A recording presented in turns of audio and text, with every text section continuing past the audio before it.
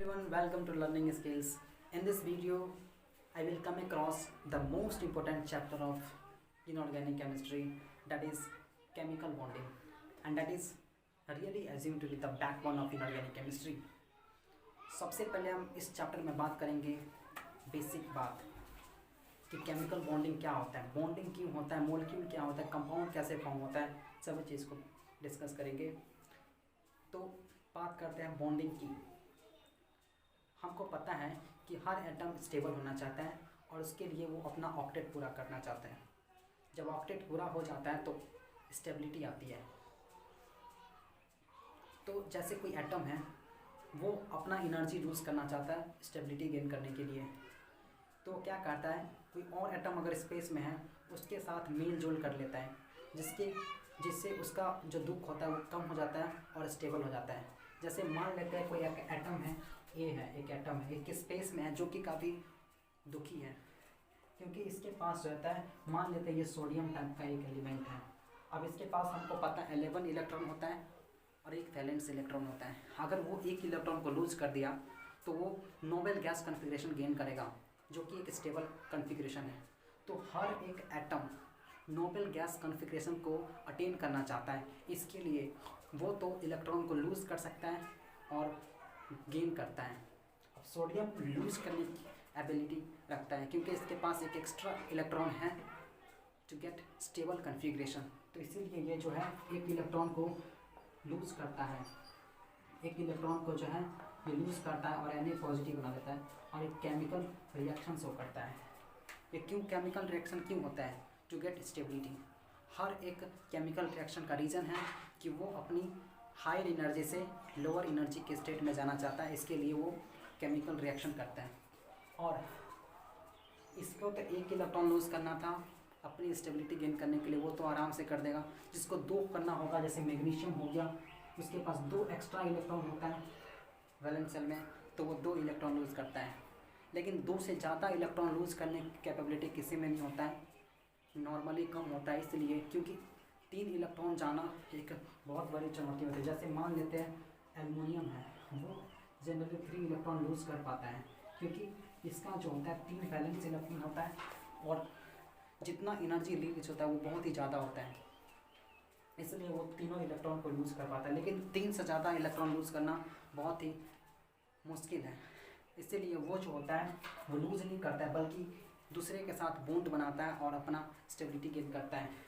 तो मान लेते हैं कोई क्लोरीन टाइप का एक एटम है, इसके पास 7 वैलेंस इलेक्ट्रॉन होता है, इसके पास एक और चाहिए, या तो अगर एक इलेक्ट्रॉन है तो वो लेकर Cl- बना लेगा और ये स्टेबल हो जाएगा।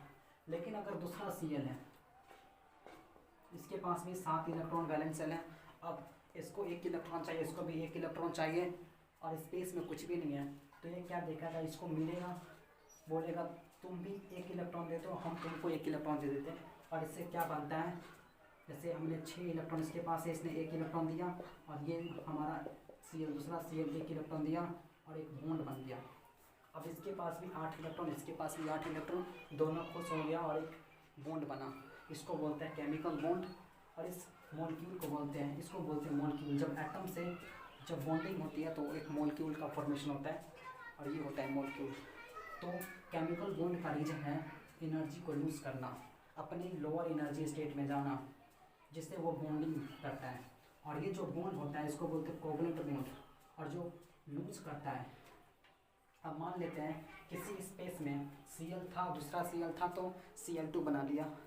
अब मान लेते हैं एक Na है और Cl है, बस 2 ही है, इसको एक इलेक्ट्रॉन लूज़ करना है, इसको इलेक्ट्रॉन गेन करना है। ये लूज़ करेगा, ये गेन करेगा और कंपाउंड बन जाएगा, दोनों खुश हो जाएगा और ये का कंपाउंड बना लेगा Na+Cl, क्या बनाएगा, NaCl। इसमें ये पूरा इलेक्ट्रॉन इसको दे देता है और इस तरह से कंपाउंड बनता है। ये जो कंपाउंड बना जिसमें टोटली ट्रांसफ़र होता है इलेक्ट्रॉन का, उसको बोलते हैं आयनिक कंपाउंड और आयनिक बॉन्ड। तो ये होता है आयनिक बॉन्ड जिसमें इलेक्ट्रॉन्स का टोटली ट्रांसफ़र होता है एक एटम से दूसरे एटम में, और जिसमें बस कंट्रीब्यूट करता है एक एक इलेक्ट्रॉन दोनों एटम, उसको बोलते हैं कोवलेंट बॉन्ड। तो कोवलेंट बॉन्ड और आयनिक बॉन्ड आप समझ चुके हैं। अब बात करते हैं हम electrochemical bond, that is coordinate bond. Coordinate bond क्या होता है? जिसके पास ज़्यादा इलेक्ट्रॉन मतलब वो दोनों इलेक्ट्रॉन खुद दे देता है और कोवलेंट बॉन्ड का बनाता है। जैसे मान लेते हैं NH3 है, NH3 के पास हमारा 2 लोन पेयर होता है, क्योंकि नाइट्रोजन के पास एक लोन पेयर होता है। नाइट्रोजन के पास 5 वैलेंस इलेक्ट्रॉन, 3 इसने हाइड्रोजन के साथ दिया और 2 बचा, तो 2 हमारे पास इलेक्ट्रॉन है। अब यहाँ पे H पॉजिटिव आ गया, ये क्या करेगा, दोनों इलेक्ट्रॉन इसको दे देगा और एक बॉन्ड बनेगा N और H के बीच। तो ये NH3 के बीच में पहले से बॉन्ड था ये, और एक H और आया, उसको दोनों एक ही दिया, तो ये बॉन्ड को बोलते हैं कोऑर्डिनेट बॉन्ड, जिसमें दोनों इलेक्ट्रॉन एक ही एटम को मिलता है और इसमें कोऑर्डिनेट बॉन्ड का फॉर्मेशन होता है। अब बात करेंगे हम मॉलिक्यूल की कैरेक्टरिस्टिक को। जब 2 मॉलिक्यूल बनता है तो उसके बॉन्ड का क्या कैरेक्टरिस्टिक होता है, बॉन्ड कैसा है, पोलर है, नॉन पोलर है, कितना में टूटेगा, किसका कितना ज़्यादा बॉन्ड स्ट्रेंथ होता है, वो किस पे डिपेंड करता है, कौन सा फैक्टर है, स्ट्रक्चर, शेप, सब कुछ की अब डिस्कशन करेंगे।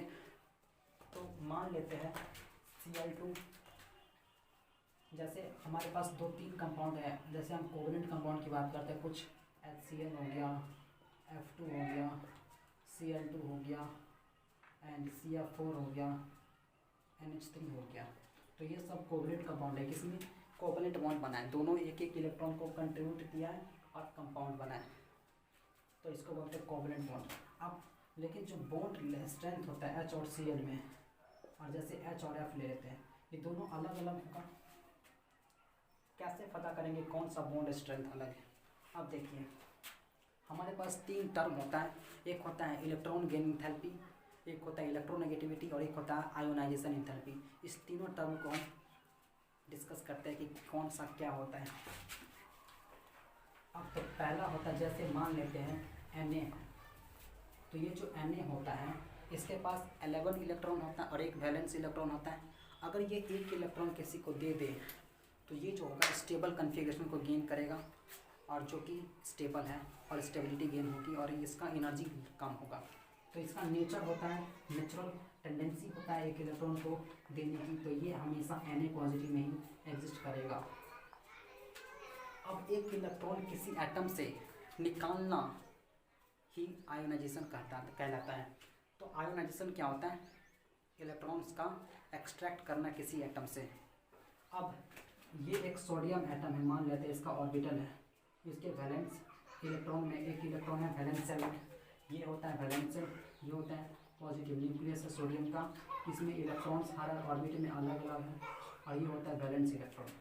सोडियम की अगर इलेक्ट्रॉनिक कन्फिग्रेशन की बात करते हैं, ये होते हैं 1s2, 2s2, 2p6 and 3s1। This is 2, 4, 6, 11।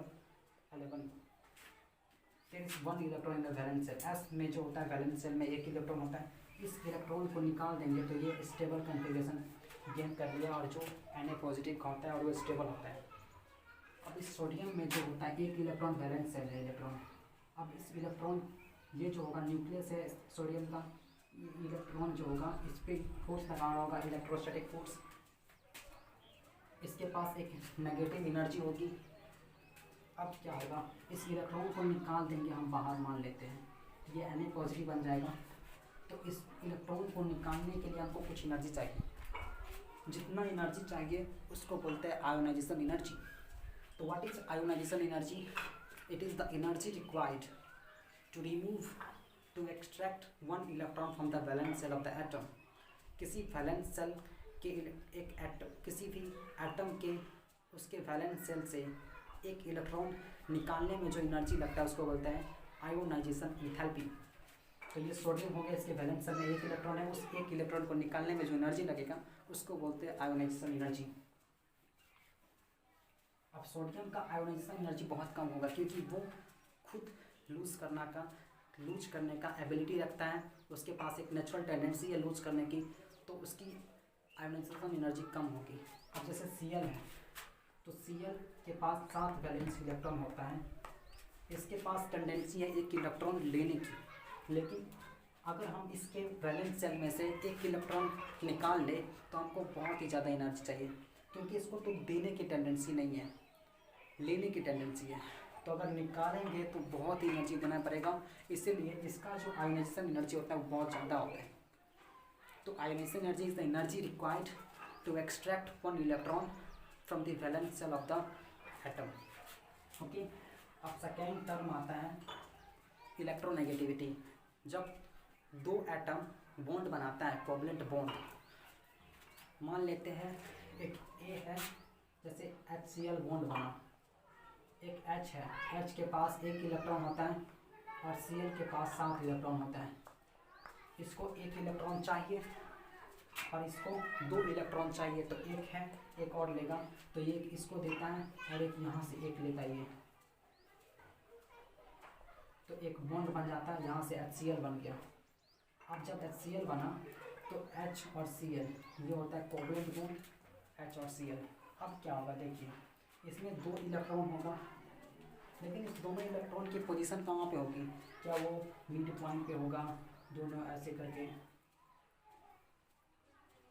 ये जो 2 इलेक्ट्रॉन है H और Cl के बीच में, इसमें जो 2 इलेक्ट्रॉन है वो कैसे होगा?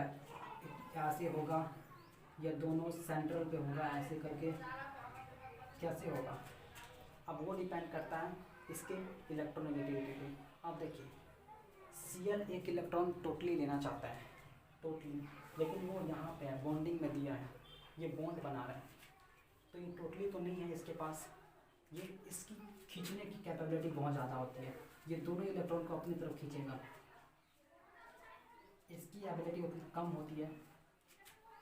तो ये जो बॉन्डेड इलेक्ट्रॉन, ये जो भी बॉन्डेड इलेक्ट्रॉन है, ये बॉन्डेड इलेक्ट्रॉन जो दो इलेक्ट्रॉन, इसमें 2 इलेक्ट्रॉन बॉन्डेड इलेक्ट्रॉन है, क्योंकि ये बॉन्ड में पार्टिसिपेट हो रहा है। तो बॉन्डेड इलेक्ट्रॉन को खींचने की जो एबिलिटी होती है किसी भी एटम की, वो होता है electronegativity. Electronegativity is the tendency, is the ability to extract the electron of the bonded electron. Bonded electron को पुल करने की एबिलिटी को बोलते हैं इलेक्ट्रोनेगेटिविटी। जो भी मॉलिक्यूल होता है, बॉन्ड होता है, कोवलेंट बॉन्ड, उस बॉन्डेड इलेक्ट्रॉन को जो पुल करने की एबिलिटी होती है उसको बोलते हैं इलेक्ट्रोनेगेटिविटी। तो Cl को पुल करने की एबिलिटी ज़्यादा है, इसलिए इसका इलेक्ट्रोनेगेटिविटी ज़्यादा है, H का उतना नहीं है। तो this is electronegativity. Now coming to the next one term and the last one, that is electron gain enthalpy. ये क्या होता है? अब कोई एटम है Cl, अब एक Cl है, इसके पास 7 इलेक्ट्रॉन है, वैलेंस इलेक्ट्रॉन है, इसको एक और चाहिए। क्यों चाहिए? क्योंकि ये स्टेबल कन्फिग्रेशन गेन करेगा, आर्गन की तरह कन्फिग्रेशन होगा। इसको 1 इलेक्ट्रॉन चाहिए। अगर हमने 1 इलेक्ट्रॉन देंगे, इसको 1 इलेक्ट्रॉन अगर देते हैं तो Cl माइनस बना लेगा और काफ़ी एनर्जी रिलीज होगा, काफ़ी एनर्जी रिलीज होगा, क्योंकि ये स्टेबल हो रहा है, एनर्जी का लॉस हो रहा है। तो इलेक्ट्रॉन गेन एंथैल्पी क्या होगा? 1 इलेक्ट्रॉन देने से जितना एनर्जी लॉस होगा या जितना एनर्जी देना पड़ेगा उसको बोलते हैं इलेक्ट्रॉन गेन एंथैल्पी। इलेक्ट्रॉन को गेन करने में जो एनर्जी लगता है, इलेक्ट्रॉन जब गेन करेगा तो कितना एनर्जी लूज़ करेगा, वो ये लूज़ करेगा इलेक्ट्रॉन एनर्जी को, क्योंकि ये स्टेबल हो रहा है। अब जैसे Na तो 1 इलेक्ट्रॉन देगा, लेकिन अगर हम इसको दे रहे हैं इलेक्ट्रॉन तो ये देने की कैपेबिलिटी इसको कम है, इसलिए इसका जो इलेक्ट्रॉन गेन एंथैल्पी होगा वो बहुत ज़्यादा होगा, क्योंकि ये तो देगा, लेगा नहीं, हम लेकिन दे रहे हैं ज़बरदस्ती, तो हमको एनर्जी लगाना पड़ेगा और इसलिए इसका इलेक्ट्रॉन गेन एंथैल्पी ज़्यादा होगा। कैरेक्टरिस्टिक की बात करते हैं, जिसमें पहला आता है पोलैरिटी। तो ये पोलैरिटी क्या होता है? तो हमने बात किया कि बॉन्डिंग क्यों होता है, तो एटम्स के बीच में दो कंट्रीब्यूशन होता है इलेक्ट्रॉन का, एक ये देगा एक ये देगा, तो कोवलेंट बॉन्ड बनेगा। लेकिन अगर दोनों में इलेक्ट्रोनेगेटिविटी का डिफरेंस होता है तो एक पोलैरिटी जनरेट होता है। जैसे मान लेते हैं HF है, HF ये एक क्या है? कोवलेंट बॉन्ड है। फ्लोरीन मोस्ट इलेक्ट्रोनेगेटिव है, मतलब कि ज़्यादा खींचेगा इलेक्ट्रॉन को, तो ये सभी इलेक्ट्रॉन इधर जाएगा, तो इस पर पार्शियल पॉजिटिव, इस पर थोड़ा सा नेगेटिविटी कम रहेगी, इस पर चार्ज ज़्यादा होगा और इस पर पार्शियल नेगेटिव, क्योंकि ये इसका इलेक्ट्रॉन पूरा इधर खींच लिया, तो इस पर पॉजिटिव चार्ज का थोड़ा सा आ जाएगा और इस पर नेगेटिव चार्ज। तो ये होता है हमारा पोलर बॉन्ड। तो पोलर बॉन्ड कब होगा, बनेगा जब इलेक्ट्रोनेगेटिविटी का डिफरेंस होता है बॉन्डेड एटम के बीच में, जो भी कोवलेंट बॉन्ड बनाता है उसके बीच में अगर इलेक्ट्रोनेगेटिविटी का डिफरेंस है तो पोलर बॉन्ड होगा। इसको रिप्रेजेंट करते हैं डाइपोल मोमेंट से। डाइपोल मोमेंट जितना ज़्यादा होगा उतना ही पोलर कंपाउंड होगा। डाइपोल मोमेंट ये होता है हमारा चार्ज कितना है in the distance between the atom. Bond length into charge, charge कितने एम्पियर हो रहा है इंटू बॉन्ड लेंथ। ओके, ये होता है डाइपोल मोमेंट। तो जिसका डाइपोल मोमेंट जितना ज़्यादा होगा वो उतना ही पोलर होगा, और इस कैरेक्टरिस्टिक को बोलते हैं पोलैरिटी। अब हम बात करते हैं एसिडिटी की। एसिडिटी क्या होता है पता है ना? एसिड क्या होता है? जो H पॉजिटिव देता है, H पॉजिटिव देने की एबिलिटी को बोलते हैं acidity. Acidity is the ability to lose H positive ion. तो जितना ज़्यादा H पॉजिटिव देगा, जितना आसानी से, वो उतना ज़्यादा एसिड होगा। अब बात करते हैं, जैसे हमारे पास है HCl है, हमारे पास HF है, HBr है और HI है, और हमारे पास दूसरा है, हमारे पास CH3 है, CH4 है, NH3 है, H2O है और HCl है। पहले हम इसका बात कर लेते हैं, इसमें कौन ज़्यादा एसिड होगा। तो कौन ज़्यादा एसिड होगा मतलब जो इजीली H पॉजिटिव देगा वो ज़्यादा एसिड होगा। तो हमको इसमें ऑर्डर बताना है। अब देखिए, जिसमें CH बॉन्ड वीक हो जाएगा, इसमें ये बॉन्ड जो होगा, इसमें NH बॉन्ड है, इसमें OH बॉन्ड है और इसमें HCl बॉन्ड है। तो जो इजीली H पॉजिटिव दे पाएगा, जिसमें H पॉजिटिव जल्दी से निकल जाएगा, वो ज़्यादा एसिड होगा। अब कौन जल्दी से, जो जितना वीकर बॉन्ड होगा, जिसका वीकर बॉन्ड होगा उसमें से जितना H पॉजिटिव, तो बॉन्ड किसमें वीक होगा। देखिए, अब जैसे जैसे इधर बढ़ते हैं कार्बन की तरफ, नाइट्रोजन, ऑक्सीजन और Cl, ऑक्सीजन तक क्या होता है, इलेक्ट्रोनेगेटिविटी बढ़ रहा है, इलेक्ट्रोनेगेटिविटी बढ़ रहा है। अब क्या होगा, C जो होगा उतना इलेक्ट्रॉन को नहीं खींचेगा जितना N खींचेगा, तो ये बॉन्ड को ज़्यादा खिंचाव होगा, इससे भी ज़्यादा इसका खिंचाव होगा। तो इस तीनों में सबसे ज़्यादा एसिड होगा ये, क्योंकि ये ऑक्सीजन ज़्यादा ही खींच लेगा इलेक्ट्रॉन को, तो बॉन्ड लंबा हो जाएगा और जल्दी टूट पाएगा, और इसीलिए H जल्दी दे पाएगा ये। तो फिर H2O होगा पहले एसिड, फिर होगा NH3 और फिर होगा CH4। किस बेसिस पर करता है, इलेक्ट्रोनेगेटिविटी पर, क्योंकि इलेक्ट्रोनेगेटिविटी जितना ज़्यादा होगा बॉन्ड स्ट्रेंथ उतना ही, बॉन्ड का खिंचाव उतना ही ज़्यादा होगा, और खिंचाव होने से बॉन्ड बड़ा हो जाएगा और टूट जाएगा, ब्रेक हो जाएगा, जिससे वो H इस इजीली लूज कर पाएगा। अब HCl की बात करते हैं। अब देखिए, कार्बन, नाइट्रोजन, ऑक्सीजन, इस समय साइज का थोड़ा डिफरेंस होता है, बहुत ही कंपेरेबल डिफरेंस, लेकिन Cl काफ़ी ज़्यादा होता है।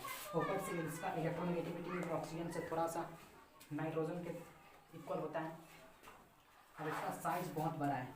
मान लेते Cl का साइज है बहुत बड़ा, इतना बड़ा, और इसके बीच में हमारा एक H के बीच में बॉन्डिंग है इतना छोटा, ये बॉन्डिंग बहुत ही वीक होगा।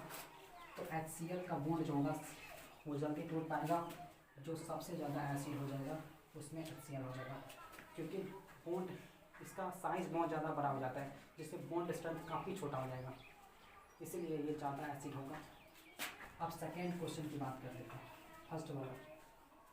अब इसमें कौन ज़्यादा एसिड होगा। अब देखिए, सब में एक एक H है और Cl, F, Br, HI है, तो जो इजीली H पॉजिटिव देगा वो ज़्यादा एसिड होगा। अब देखिए, अगर इलेक्ट्रोनेगेटिविटी पे जाए तो HF जो होगा सबसे ज़्यादा इलेक्ट्रोनेगेटिविटी है, तो HF सबसे ज़्यादा होना चाहिए, फिर HCl, फिर HBr, फिर HI। लेकिन जो HI होता है, जैसे अगर HF की बात करें तो ये मान लेते फ्लोरीन है और ये H है और ये H का एटम है। फ्लोरीन काफ़ी छोटा होता है, H उससे बड़ा होता है, तो ये बड़ा HF, ये H और ये F, सॉरी ये F और ये H। अब अगर इसका बात करें उसके बाद HCl, तो ये Cl थोड़ा बड़ा होगा और H थोड़ा छोटा होता है, ये रहा, ये Cl रहा, ये H रहा। अब अगर HBr है तो Br थोड़ा बड़ा हो गया और H उतना ही बड़ा, और ये Br। अब I है तो I सबसे बड़ा होगा और यहाँ पे ये H रहा। अब देख सकते हैं ये सबसे बड़ा है, बॉन्डिंग बड़े छोटे में जो बॉन्डिंग होगा बहुत कमज़ोर होगा, तो ये जल्दी H को लूज कर पाएगा, तो सबसे ज़्यादा एसिड ये होगा। सबसे पहले हम अगर नीचे की तरफ जाता है, तो जैसे HCl, Br, H नीचे की तरफ जाता है, तो नीचे की तरफ हम साइज को देखते हैं, साइज जितना ज़्यादा बड़ा होगा बॉन्ड स्ट्रेंथ उतना ही कम होगा, तो सबसे ज़्यादा एसिड हो जाएगा HI, क्योंकि H और I के बीच में बॉन्डिंग काफ़ी वीक है, आसानी से वो H पॉजिटिव दे पाएगा। उसके बाद आएगा HBr, उसके बाद आएगा HCl और उसके बाद आएगा HF। ओके। लेकिन यहाँ पे इलेक्ट्रोनेगेटिविटी क्यों नहीं देखता है, क्योंकि इलेक्ट्रोनेगेटिविटी सबका लगभग में सेम ही होता है। इसका 4, इसका 3.5, इसका 3, इसका 2.5 something. Electronegativity is not the one factor in this, क्योंकि नीचे जाने पर वोल्ट ज़्यादा ही कम हो जाता है, ज़्यादा ही ब्रेक हो जाता है, तो साइज का ज़्यादा फैक्टर ज़्यादा माना जाता है साइज का, इसलिए साइज के अकॉर्डिंग इसका एसिडिटी डिफाइन होता है। ओके, तो हमने ये एसिडिटी की बात कर ली। अब बात करते हैं बेसिसिटी की। तो बेसिसिटी क्या होता है? Basicity is the ability to donate electron. Electron को डोनेट करने की एबिलिटी को बोलते हैं बेसिसिटी, या H पॉजिटिव को गेन करने की एबिलिटी को। अब देखते हैं कुछ, जैसे हमारे पास CH4 है, NH3 है, H2O है और हमारे पास HF है। इसमें ज़्यादा बेसिक कौन होगा? अब देखिए, जो ज़्यादा इजीली इलेक्ट्रॉन को दे पाएगा वो ज़्यादा। अब देखिए, कार्बन के पास एक भी इलेक्ट्रॉन नहीं है, नाइट्रोजन के पास 2 इलेक्ट्रॉन है, ऑक्सीजन के पास भी 2 है, फ्लोरीन के पास 6 है। तो कौन इजीली दे पाएगा? देखो, ये तो होगा ना ही एसिड होगा ना ही बेसिक होगा, क्योंकि इसके पास कोई लॉन पेयर नहीं है, ना ही ये H पॉजिटिव को गेन कर पाएगा, तो ये सबसे पीछे हो गया। मान लेते हैं CH4 के जगह पे, वो तो ना एसिड है ना बेस है, तो CH3 माइनस है, मतलब इसके पास CH3 माइनस है, तो कार्बन के पास 1 इलेक्ट्रॉन होगा एक्स्ट्रा, 2 इलेक्ट्रॉन होगा। अब देखिए, इसमें कौन ज़्यादा एसिड होगा? CH3 माइनस, NH3, H2O और HF, जो इजीली इलेक्ट्रॉन को दे पाएगा। अब देखिए, सबसे ज़्यादा इलेक्ट्रॉन नेगेटिविटी फ्लोरीन होता है।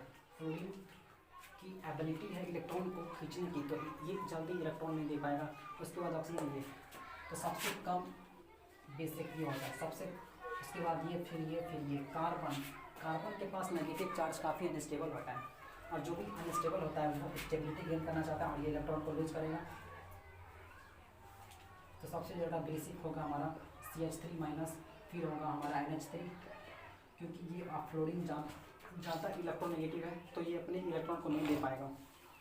ऑक्सीजन के कंपेयर में ऑक्सीजन नाइट्रोजन से ज़्यादा इलेक्ट्रॉन खींचने की एबिलिटी रखता है, तो नाइट्रोजन इजीली दे पाएगा as compare to oxygen, oxygen easily दे पाएगा एज कम्पेयर टू फ्लोरीन। तो इस तरह से ऑर्डर हो जाएगा ये बना। ओके, बेसिसिटी का, basicity means ability to donate the electrons. अब जैसे हमारे पास है, मान लेते हैं CHCl3 है, CHF3 है, CHBr3 है, इसमें कौन ज़्यादा एसिड होगा? तो एसिडिटी की हमेशा होती है जो H पॉजिटिव इजीली दे पाए। तो इसका स्ट्रक्चर क्या होता है? C, यहाँ पे Cl, Cl, Cl और यहाँ पे H। इसी तरह से इसका भी होगा। तो जो H पॉजिटिव इजीली दे पाएगा, H पॉजिटिव क्यों देता है कोई भी? क्यों देगा वो? क्योंकि वो खुश होना चाहता है, अपना एनर्जी लॉस करना चाहता है। आप देखिए, जितना इतना बॉन्ड जितना वीकर होगा वो उतना ही जल्दी H पॉजिटिव को दे पाएगा।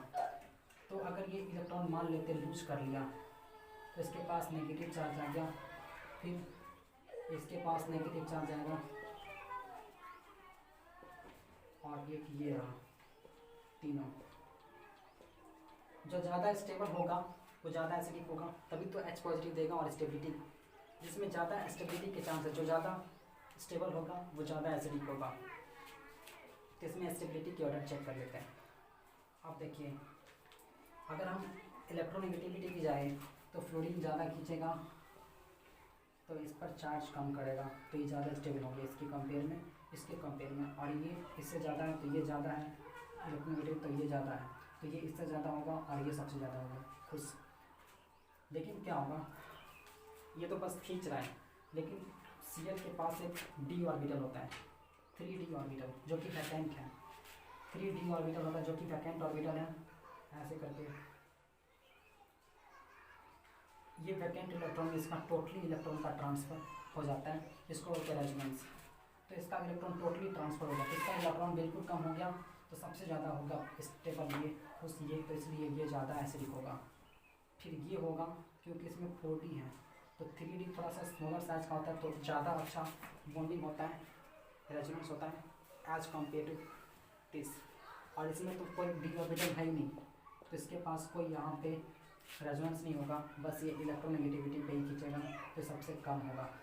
क्योंकि रेजोनेंस में टोटली इलेक्ट्रॉन का ट्रांसफ़र होता है, लेकिन ये जो इफ़ेक्ट है, ये जो इलेक्ट्रोनेगेटिविटी इफेक्ट है, वो तो बस इलेक्ट्रॉन को थोड़ा सा खींच रहा है बस, लेकिन उसमें टोटली ट्रांसफ़र, इसलिए पॉजिटिव चार्ज आता है। और वो इसलिए ये CH3 Cl ये जो होगा ज़्यादा एसिडिक होगा, फिर हमारा हो जाएगा CH Br3 और फिर हो जाएगा हमारा CH F3 ओके।